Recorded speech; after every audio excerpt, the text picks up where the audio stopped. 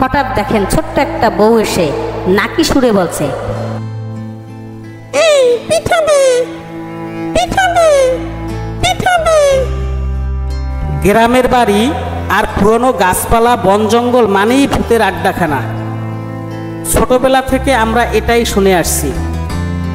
এখন প্রশ্ন হলো, আসলেই কি আমরা যেসব ভূতের গল্প মুরব্বীদের কাছ থেকে শুনতাম সেগুলো কি সত্যি ছিল নাকি নিছক মিথ্যা কাহিনী মাত্র?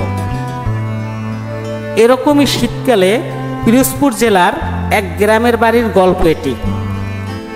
সময়টা ছিল 1995 সাল। রফিক সাহেবের ছোট মেয়ে আমেনা, পুতুলের মতো মেয়েটি যেন বাতাসের আগে আগে দৌড়ে বেড়ায়। বড় বড় চোখ দিয়ে তাকিয়ে তাকিয়ে দেখে বিষখালী নদীর ঢেউ আর নদীর ওপারে দূরের গ্রাম। কত কিছু প্রশ্ন করে সে, আর ভূতের গল্প শুনতে খুব ভালোবাসে। বাবার কাছে, মায়ের কাছে, দাদুর কাছে তার একটাই আবদার, ভূতের গল্প শুনবে। আমেনার বাবা মা দুজনই পেশায় শিক্ষক। আমেনার বাবা ভূতের গল্প বলতে বেশ ভালোবাসেন, কিন্তু আমেনার দাদির কাছে আছে ভূতের গল্পের ঝুলি। সেই ঝুলি থেকে যখন গল্প বের হতে থাকে তখন আমেনা তন্ময় হয়ে সেই গল্প শোনে। আমেনার বার্ষিক পরীক্ষা শেষ, তাই শীতকালে ছুটিতে দাদা বাড়ি গেছে। ওর ফুফতো বোন মণি, সিপা ও সুমানাও আসছে। দাঁড়িয়াবান্ধা, গোল্লা স্যুট, শিবুড়ি, পাঁচগুটি খেলে খুব ভালো সময় কাটছে। আর সন্ধ্যা হলেই ওরা গুটি সুটি মেরে দাদিমার সঙ্গে একটা জিনিস দেখতে যায়, আর তা হলো পুকুর পাড়ের বড়শিতে মাছ পড়ল কিনা। গ্রামের বাড়িতে পুকুর পাড় মানেই ভূতের আড্ডাখানা। পুকুর পাড়ের পশ্চিম পাশে একটা বড় তুলা গাছ আছে, সেটাই নাকি ভূতের আস্তানা। আমেনাদের দাদা বাড়ির চারপাশ ঘিরেই এত ভূতদের আস্তানা যে সন্ধ্যা হতেই কেমন যেন গ্রামটা অধিভৌতিক হয়ে যায়। তবুও চোখ বন্ধ করে হারিকেন নিয়ে ওদের মাছ দেখতে যাওয়া চাই।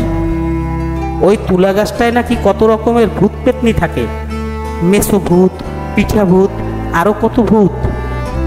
পুকুর পাড়ে রানু ফুপুদের যে উঁচু ভিটা আছে সেখানে বেশ কয়েকটা পুরনো গাছ আছে, সেখানে নাকি দিনের বেলাও ভূত পেতনি দেখা যায়। এখানে নাকি মেসো ভূত খুব উৎপাত করে। আজ আমেনার দাদি পিঠা ভাজবে, প্রস্তুতি চলছে। ঢেকিতে চাল কোটা হচ্ছে, গাছ থেকে নারকেল পাড়া হয়েছে। দাদা মিয়া বাজার থেকে নতুন খেজুর গুড় নিয়ে এসেছে। এ গ্রামে সন্ধ্যার পর কেউ মাছ ভাজে না। এখানে কেউ মাছ ভাজতে গেলেই সুযোগ বুঝে মেসোভূতের বউ গিয়ে মাছ ভাজা চুরি করে আনবেই। তাই কেউ রাতের বেলা মাছ ভাজে না। আমেনার দাদি আবার খুব সাহসী। সবাই বলে তার সঙ্গে নাকি ভূত পেতনিদের যোগাযোগ আছে। ভূতেরা নাকি তার কোনো ক্ষতি করতে পারে না। দাদি অবশ্য রাতের বেলা ওদের নাম মুখে আনেন না, ছদ্মনামে ডাকেন। দাদিকে এ ব্যাপারে জিজ্ঞেস করলে খালি মুচকি মুচকি হাসেন। আমেনার দাদি যেদিন পিঠা ভাজেন, অনেক পিঠা ভাজেন। পাড়া প্রতিবেশী, আত্মীয় স্বজন সবার জন্য পিঠা ভাজেন। 8-10 কেজি চালের পিঠা ভাজেন। তাই সব কাজ শেষ করে সবাইকে রাতের খাবার খাইয়ে দাইয়ে তারপর পিঠা ভাজতে বসেন অনেক রাতে। এরপর পিঠা ভাজতে ভাজতে সকাল হয়ে যায়।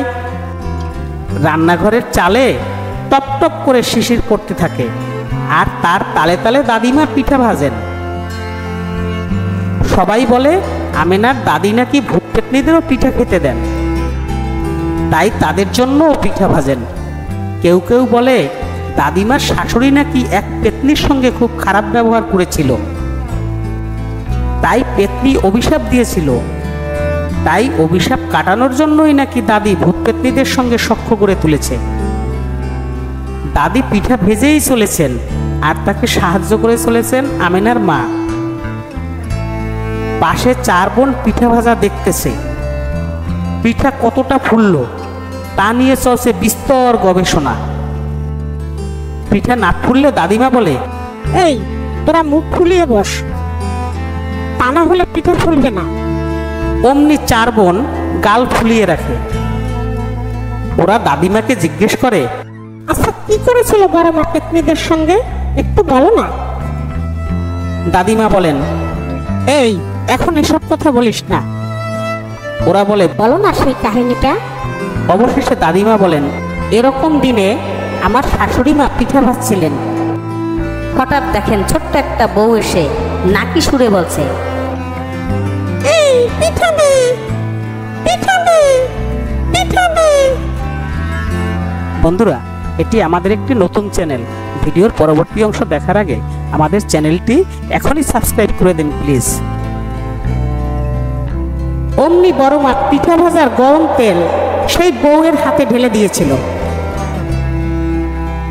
তখন সেই বউ গরম তেলের ছেঁকা খেয়ে দৌড়াতে থাকে আর কাঁদতে কাঁদতে অভিশাপ দেয়।